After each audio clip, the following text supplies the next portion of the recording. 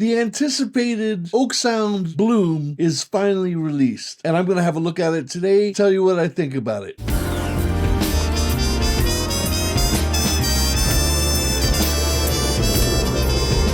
So I've been wondering what I could do to use Bloom in my setup, and how I could actually think of a way that would allow me to use it and to actually really justify the price of it. I mean, it really is a good plugin, and it does what it says on the tin. Is it really worth buying for me? I can tell you one thing for certain. When it does come on sale, I will definitely be buying it. Bloom is sort of an expander, sort of an exciter. One of the things they do mention that it isn't is that it's not a saturator. It really does help out the sound of your tracks and almost does it automatically. It could be a real time saver in terms of EQing and even compression using it with the drums, for instance. I think it sounds pretty amazing. So what I'll do is I'll show you on a track that I'm working on at the moment. It's obviously not finished, but it'll give a proper idea of how the sound can change over different instrument groups and so on. All right, let's have a look at it.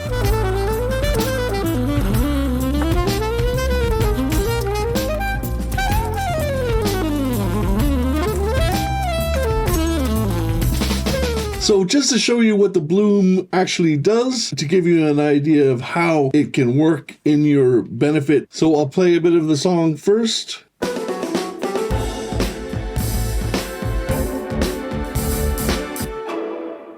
So now what I'm going to do is solo the drums out. I'm going to use the VCA over here to solo it. I'm going to turn the Bloom on the drum bus. I'll bring the Bloom up. When you turn it on first, it actually starts working straight away. Because it's adaptive to whatever sound is coming through it, they just started at an even halfway through everything. So let me just start the drums here. And I will turn the Bloom on. So you can see that automatically it starts actually doing something to the drum. So for my liking, I want to turn a little bit of the super high end up. I get a little bit of the crispiness out of the cymbals up, and I want to turn a little bit of the bass up, so that'll be here, the bottom end, so the kick drum and so on. What you can do as well, because the Bloom is adaptive, using the presets actually works really well. So I'm going to go to the drums, and I'm going to go drum bus and click on it. And then we'll see what it sounds like. Almost identical, the low mids and a little the high mids up, bringing the amount into where it would give you some compression.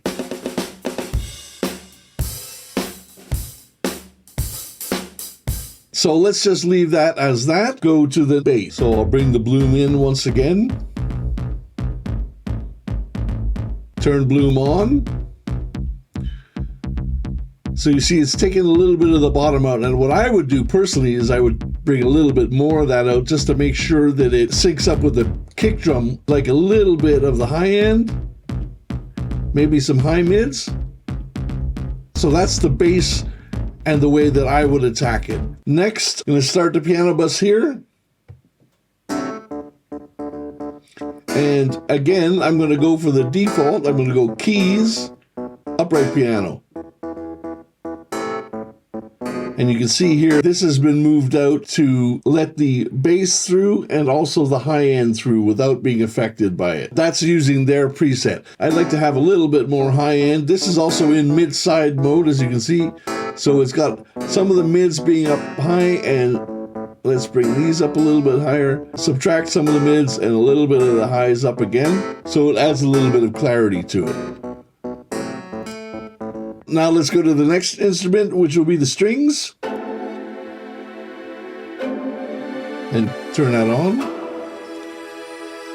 So it seems to be boosting the low end and the highs there. So let's now take it into the factory default again, and we'll go orchestral, and we'll go string ensemble. Yeah, I think I want a little bit more high end in this.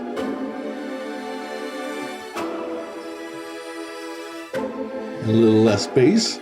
Now let's try it on and off. Now on.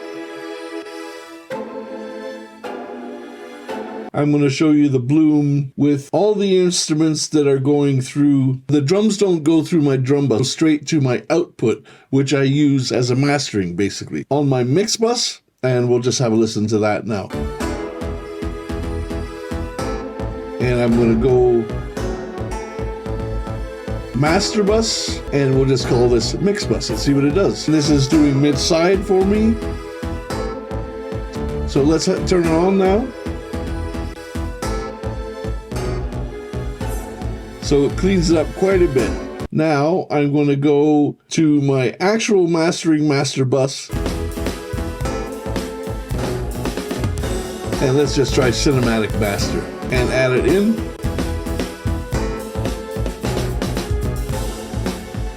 I think we need a little bit more high end. Okay, let's stop that. All the Blooms off.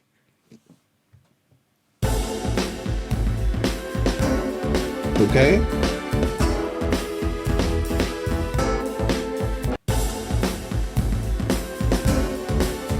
So you can see what a difference in the sound it makes. Now I'm going to turn them all off again, one at a time, so you can hear what it is doing. Okay, here we are. No Bloom. On the drums. On the bass. On the piano. On the strings. On the mix bus. And then on the final mix bus. I think that sounds pretty amazing.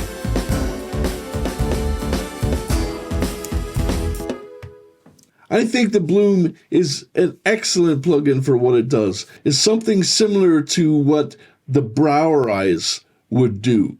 Now, it's not using the compression as much unless you turn it into the compression zone, but what it is doing is separating, let's say, the bass and drums and the bass and the mids and the highs, separating them all and affecting them individually instead of as a whole. Because of this and using it like this, I find that I should be able to get my interpretation of the Browerize to work beautifully using the Bloom. It's more of an expander, exciter than anything else, and sort of an EQ, I guess. It does mid-sides as well, not a saturator. So it won't be cutting off your signal. So a really interesting plugin. Add that extra 2 to 3% to your overall mix. If you're stuck and you know that there's something wrong, but you can't quite put your finger on it, this will definitely take you that 1 or 2% over, make your song sound better, mix bus sound better, and make your mastering sound better as well. I think if I had the $200 to spare, I would definitely get it. It's definitely going to speed up things. I think it's good. Thanks very much. We'll see you next week.